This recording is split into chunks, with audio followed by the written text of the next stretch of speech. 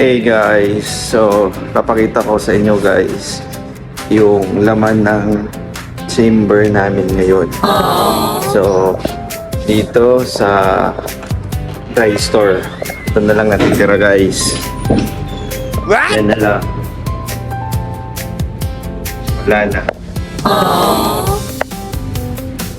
Yan. Kita nyo ha. Tapos hey, Kevin nag-trade. Ito naman sa dairy. Yan lang natitira guys. Yan, wala na. Gatas na lang. So, yan, may bigas pa naman. So, walang problema. May bigas pa. May itlog pa naman. 3 boxes. So, hindi pa magugutom. Kaya pa naman ng ilang araw. Yung mga 1 week. 2 weeks pagdating namin sa Spain. So, next. Ito sa mga bandit. Wala na naman yan, guys. Ano lang. May dumating. Tapos, vegetables. So, yan na lang, guys.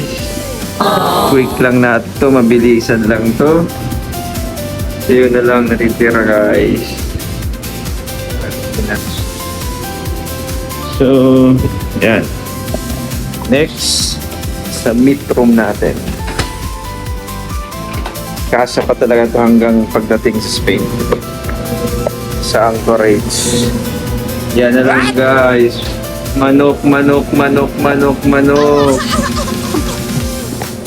Baka. Wala nang baboy guys.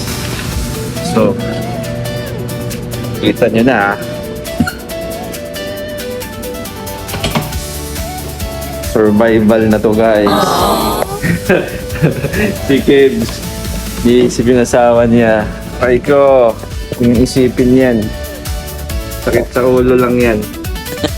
Yan, vegetable frozen. And ito na lang isda namin, dalaw. Tapos ito. The rest wala na. Bread. Yun lang guys. So, kanina may dumating na tubig. Yan. Survive kami. Kasi mayroon pang tubig. Okay. So yan guys. 300 cases to 200. So yan. Yun lang guys. Dito na natapos yung video natin. At least alam niyo anong estado namin ngayon dito sa park. Alright. Bye-bye muna, Kibs. Aray ko po. Bye. Bye-bye.